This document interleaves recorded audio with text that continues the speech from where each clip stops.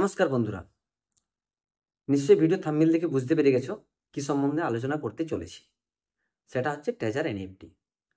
Treasure NFT সম্বন্ধে কেন আলোচনা করছি, কারণ হচ্ছে কালকে আমি একটা ভিডিও বানিয়েছিলাম, অনেকেই দেখেছে, তারা কমেন্টও করেছে। তারা জানতে চেয়েছে যে স্প্যাকের মাধ্যমে লিস্টিং হওয়াটা এটা কি, আমরা বুঝতে পারছি না। তো সেটা যদি আমি বলতে চাই সেটা অনেক বড় ভিডিও হয়ে যাবে। আমি ছোট্ট করে বলছি যে এটা কি।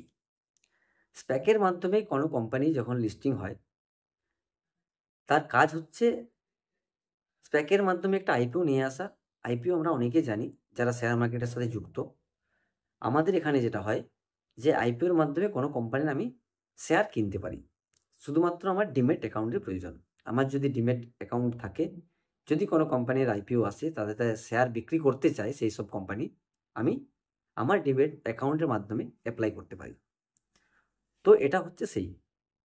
তো এনারা স্প্যাকের মাধ্যমে লিস্টিং হওয়ার কথা ছিল, হয়ে গেছে অলরেডি। অনেক ভিডিও দেখলাম, অনেক গ্রুপে আসছে, হোয়াটসঅ্যাপ গ্রুপে আসছে, টেলিগ্রাম গ্রুপে আসছে, হয়তো আপনাদের কাছেও এসছে যে বিরাট খুশির খবর, ট্রেজার এনএফটি কামব্যাক।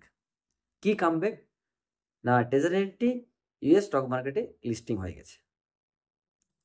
এইসব ভিডিও আসছে, এসব স্ক্রিনশট আসছে। কেউ আবার ট্রেড দেখাচ্ছে যে একটা টিএনএফটির টোকেনের দাম এত টাকা। সবই ঠিক আছে। তো এই যে লিস্টিং হলো, এই লিস্টিংয়ে আমাদের কি ফায়দা বা আমাদের কি হবে? লিস্টিংটা তো হয়ে গেছে, আমরা তো খুশিতে আনন্দে দিশেহারা একদম যে treasure NFT comeback, treasure NFT token launch হয়ে গেছে, ট্রেজার এনএফটি ট্রেড চলছে। তো আমাদের ফায়দা কি? এবার বলি আমাদের ফায়দা। আমাদের ফায়দা জিরো। কেন জিরো? কারণ দেখুন, ওনাদের যে আইপিওটা এসছে, সেই আইপিওতে নিশ্চয়ই আমরা অ্যাপ্লাই করিনি যে আমাদের ওই স্টকটা কিনবো আমরা। কেউ কি করেছে? কারণ আমাদের কারোরই ইউএস স্টক মার্কেটের ডিমেট অ্যাকাউন্ট নেই, বা যদিও কারো থাকে, কেউ করেছে বলে আমি জানি না। যদি করে থাকে খুবই ভালো জিনিস। তো ওই আইপিওর মাধ্যমে ওনারা মার্কেট থেকে টাকা তুলছে।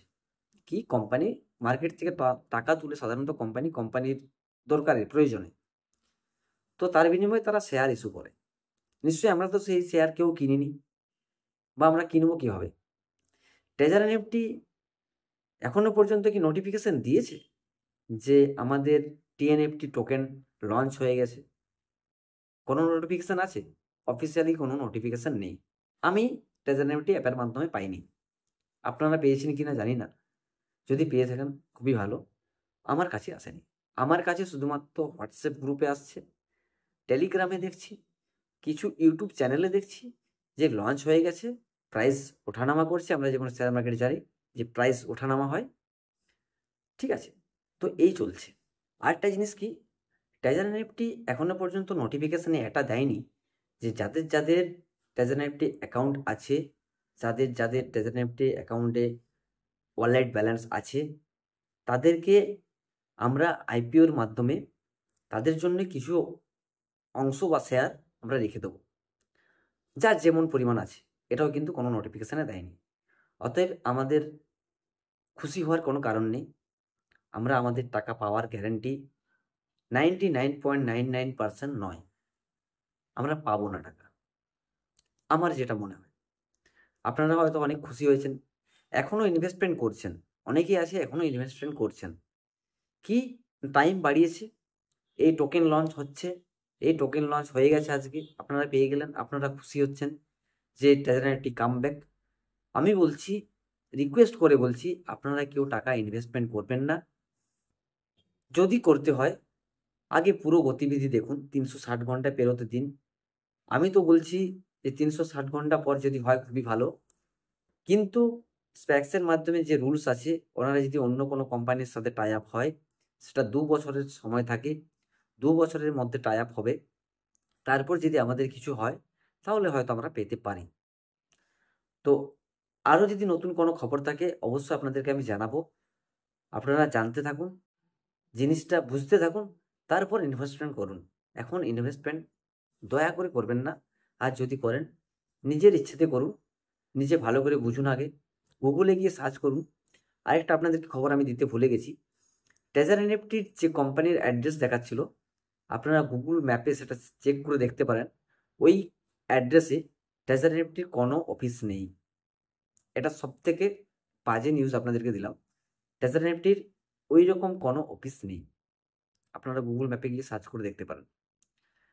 আরেকটা জিনিস বলি, যদি আপনাদেরকে আমি জানাই যে এটা বিদেশি কোনো কোম্পানি স্ক্যাম নয়, আমাদের দেশীয় কোম্পানি স্ক্যাম, আপনারা কি ভাববেন? অবাক লাগছে না? ঠিক আছে, এটা আমারও মনে হয়েছিল। তার অনেক কিছু কারণ আছে, যেগুলো আমি আগে আগে এগোচ্ছি, দেখছি, স্টাডি করছি, তাতে আমার মনে হচ্ছে যেটা এটা বিদেশি কোনো কোম্পানির স্ক্যাম নয়, আমাদের দেশীয় কোম্পানিও হতে পারে, বা ইন্ডিয়া, পাকিস্তান, বাংলাদেশ, এই তিনটের মাঝখানে কেউ একজন আছে যারা স্ক্যামটা করছে। এটা হতে পারে মেবি, আমার মনে হয়। তো আমি সেই সম্বন্ধে স্টাডি করছি, যদি মনে হয় যে হ্যাঁ এটা ঠিক, তাহলে অবশ্যই ভিডিও আসবে, তার জন্য ফলো করে রাখুন। ঠিক আছে, তো আজকের মতো চললাম, নেক্সট ভিডিওতে আবার দেখা হবে যদি কিছু আপডেট আসে। নমস্কার।